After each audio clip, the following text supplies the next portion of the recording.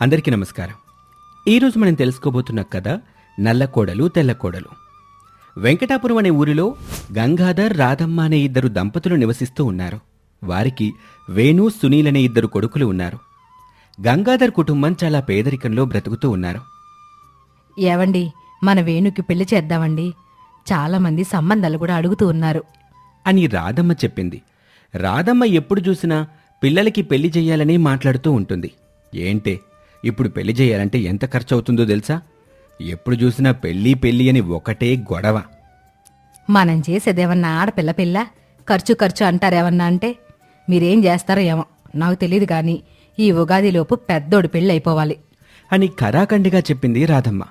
ఇక చేసేదేమీ లేక గంగాధర్ వేణుకి సంబంధాలు చూడ్డం మొదలుపెట్టాడు.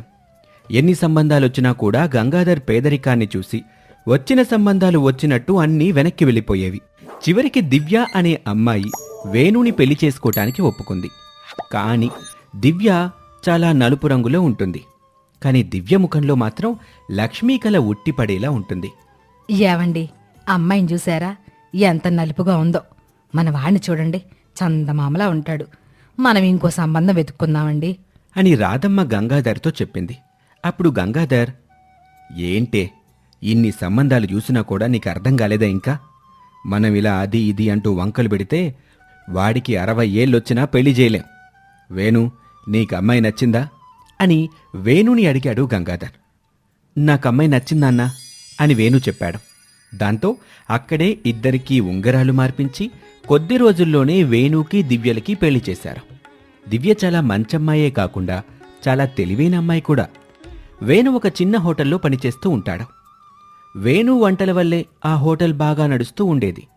అదంతా గమనించిన దివ్య ఒకరోజు వేణుతో, ఏవండి, మీరింత బాగా వంట చేస్తున్నారు కదా, మీరే ఒక హోటల్ పెడితే ఎలా ఉంటుంది అని దివ్య అడుగుతుంది. అప్పుడు వేణు, ఏంటి హోటలా? దానికి ఎంత ఖర్చవుతుందో తెలుసా? అసలే ఇంట్లో అందరం కష్టపడితే గాని మన ఇల్లు గడవదు అని వేణు చెప్తాడు. అప్పుడు దివ్య కలగజేసుకుని ఈ విధంగా అంటుంది. అబ్బా, ఇవి ఎప్పుడు ఉంటూనే ఉంటాయి. ఒక్కసారి ధైర్యం చేసి చూస్తే కదా. డబ్బంటారా?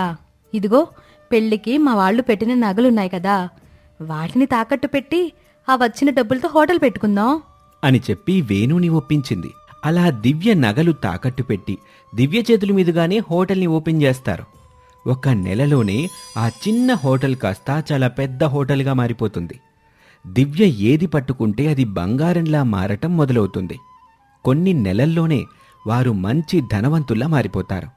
అది చూసి రాధమ్మతో చుట్టుపక్కల వాళ్ళు, అమ్మో రాధమ్మో, మీ కోడల్ని ఏమో అనుకున్నాం గాని కోడలు ఇంట్లో అడుగు పెట్టగానే లక్ష్మీదేవి మీ ఇంట్లో వర్షంలా కురుస్తూ ఉంది.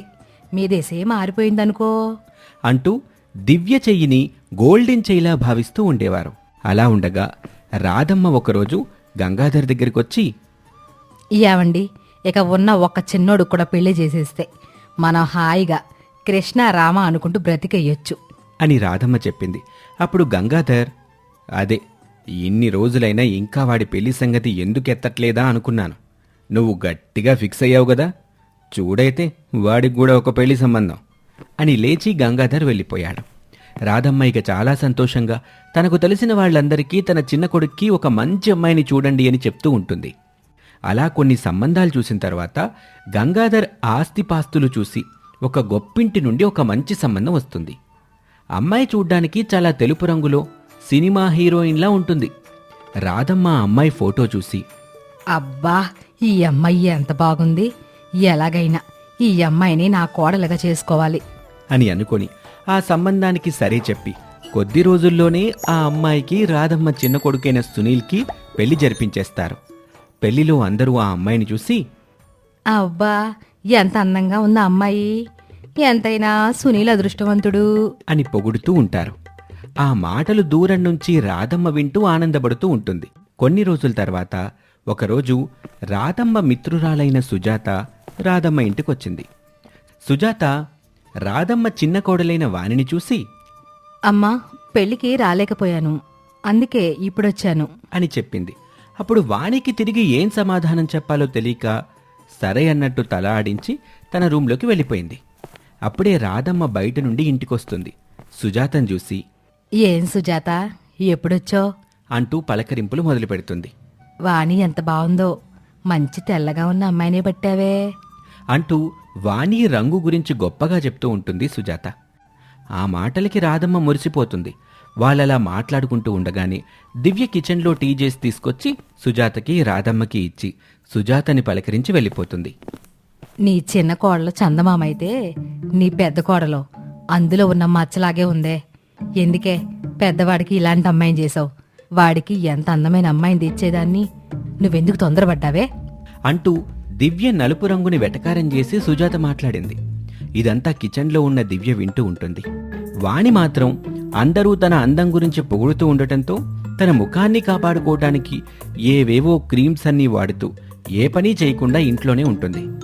అలా వచ్చిన ప్రతి ఒక్కరూ వాణిని పొగుడుతూ దివ్య రంగుని తప్పుగా మాట్లాడుతూ ఉండటం వల్ల రాధమ్మకి చిన్న చిన్నగా దివ్య అంటే చిరాకు రావటం మొదలైంది.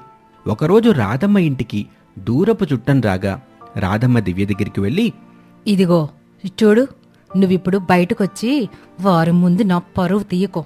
నిన్ను చూస్తే వాళ్ళు నా ఇంట్లో పని మనిషి అంటుకుంటారేమో అని చెప్పి వెళ్ళిపోతుంది రాధమ్మ.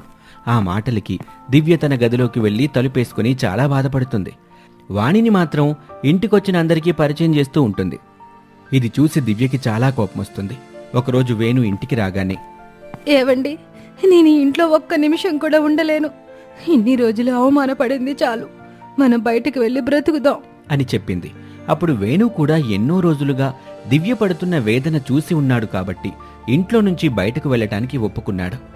అలా ఆ రోజు రాత్రే బట్టలన్నీ సర్దుకుని ఉన్నపళంగా బయటికి వెళ్తూ ఉంటారు. వాళ్ళని చూసి రాధమ్మ కనీసం ఆపడానికి కూడా ప్రయత్నించలేదు.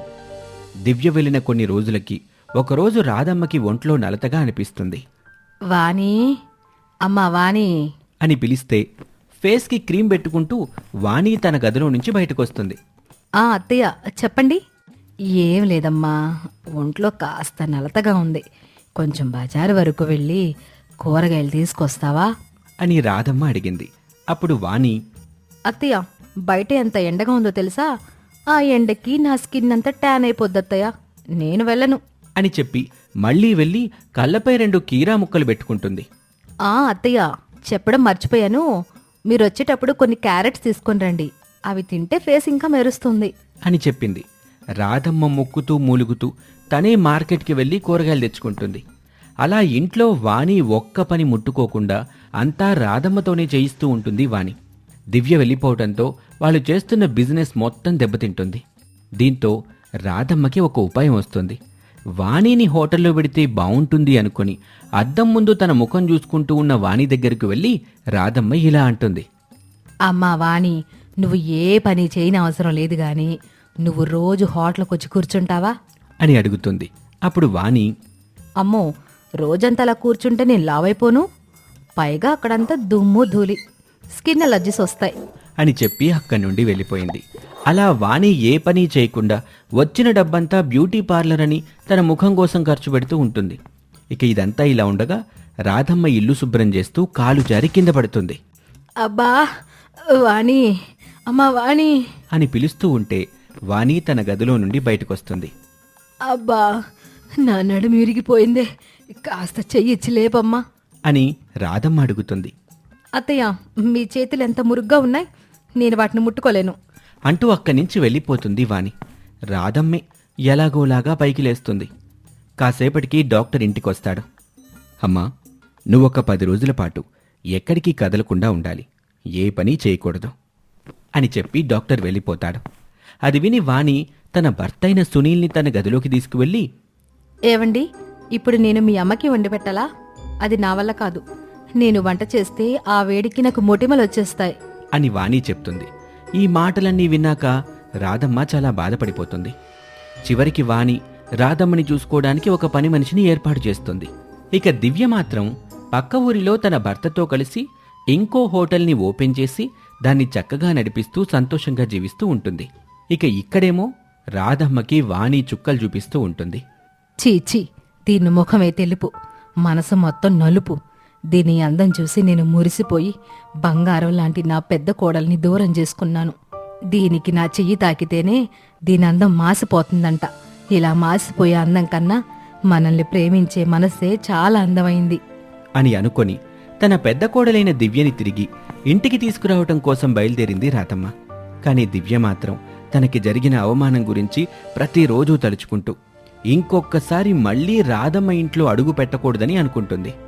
రాధమ్మ దివ్యని ఒప్పించి ఎలా ఇంటికి తీసుకొస్తుందో తరువాతి ఎపిసోడ్లో చూద్దాం. ఇది ఇవాల్టి కథ. మరొక కథలో మళ్ళీ కలుద్దాం. నమస్తే.